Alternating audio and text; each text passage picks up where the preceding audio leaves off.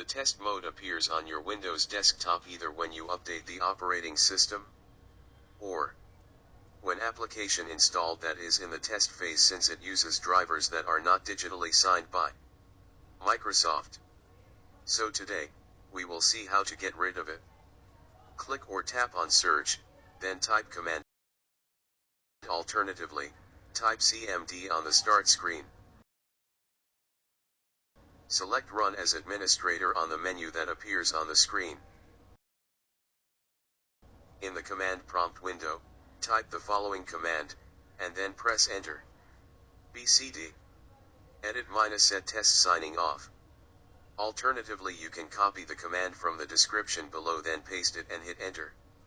After you see the confirmation, close the command prompt window.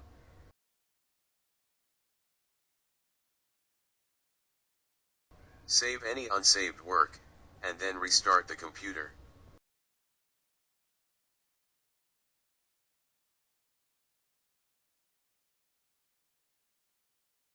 I hope it helps. Let me know the results. Thanks for watching.